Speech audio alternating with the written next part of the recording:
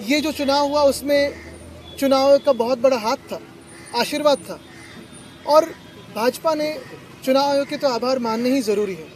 लेकिन यही बात है, कल जैसे मेरी राहुल जी से बात हुई, आज अरविंद जी से बात हुई, कि इंडिया गठबंधन हो या फिर हम सारी पार्टीज़ हो, कहीं ना कहीं हमें ये सोचना ज़रूरी है कि अभी अगला स्टेप क्या है, क्योंकि हमारी डेमोक्रेसी फ्री एंड फेयर नहीं रही है, इलेक्शंस फ्री एंड फेयर नहीं रहे। तो लड़ते तो रहेंगे, देश के हित में लड़ते रहेंगे।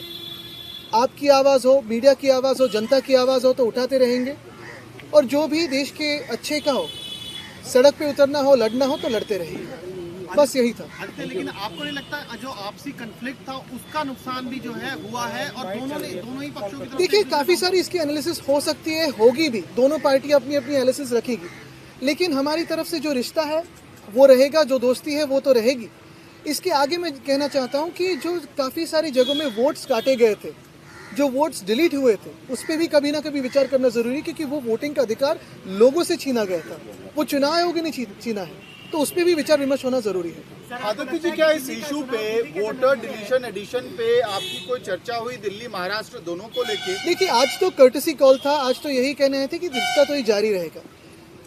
जाहिर सी बात है, स्वाभाविक है कि जब हम मिलते हैं तो इस बातों पे चर्चा होती है। इसके पहले भी फ़ोन पे भी हुई थी, अभी जो फ़ोन टैपिंग करते हैं वो तो सुनते ही होंगे, तो उनको पता भी होगा कि हम शायद क्या बात कर रहे हैं। लेकिन हमने ये भी कहा है कि इस पर स्टडी करके जो हम प्रश्न चिन्ह उठा रहे हैं, जैसे महाराष्ट्र में 47 लाख वोटर्स कहाँ से बढ़े हैं, 76 लाख वोट्स आखिरी समय के बाद किसने वोटिंग किया है, इसकी कोई वीडियो फुटेज है क्या, टोकन्स है क्या? चुनाव आयोग इस पर बात करने के लिए बिल्कुल तैयार नहीं है। और ये सारी बातें अगर आप देखें तो हरियाणा हो, उड़ीसा हो, दिल्ली हो, मध्य प्रदेश हो, महाराष्ट्र हो, सारी जगह कॉमन है, ये एक पैटर्न दिखने लगा है। तो हमारे देश में आज फ्री एंड फेयर इलेक्शंस होते नहीं है, इसी का ये सबूत है। सर, कैसे टैकल करेंगे इस सिचुएशन को? अगर आप आरोप इलेक्शन कमीशन पे लगा रहे हैं तो फिर टैकल कैसे करेंगे, क्योंकि वही मेन बॉडी है। तो टैकल करने के लिए तो हम साथ में हैं और लड़ेंगे, क्योंकि ये देश हित की बात है।